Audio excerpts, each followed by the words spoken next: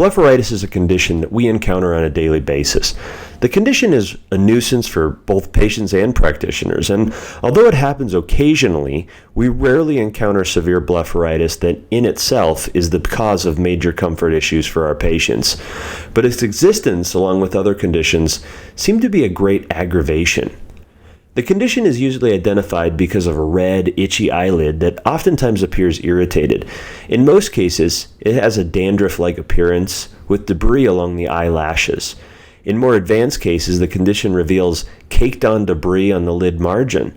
We see it being either staphylococcal or seborrheic, although it can have other causes like Demodex, as we covered in our last episode. Traditionally, blepharitis was referred to as either anterior or posterior blepharitis. However, we have seen that most have gone away from the definition of posterior blepharitis and instead refer to the condition as meibomian gland dysfunction. Because the two conditions share little except for their anatomical location on the lid, we agree that the term posterior blepharitis should indeed become extinct. But that does not mean that they're not related in other ways. We believe that the aggravation, irritation, and chemical changes that occur on the eyelid from blepharitis do indeed play a part in some of the changes that we see to the meibomian glands. Put another way, it certainly doesn't help.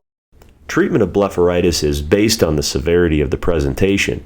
With occasional flakes on the lashes and lid, we usually recommend that our patients begin an occasional lid scrub.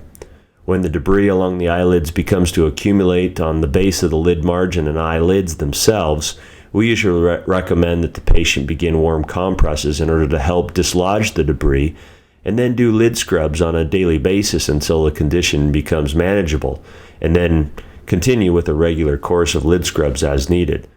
When a patient presents with swollen or red eyelids, the invading condition has initiated an inflammatory response that needs to be managed with an anti-inflammatory eye drop.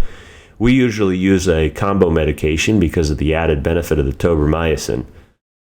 Additional treatments are entering on the market that we've begun to experiment with in our offices, and although we cannot be completely comprehensive with all the newer products, we would recommend that you start looking into Anova from NovaBay, Claridex Complete, and a very unique approach called Blephex, which is a small little instrument to remove the debris from the lid margin and eyelashes.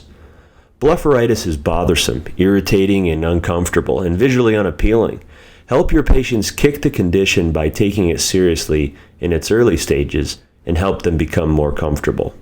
We hope this has been clinically insightful.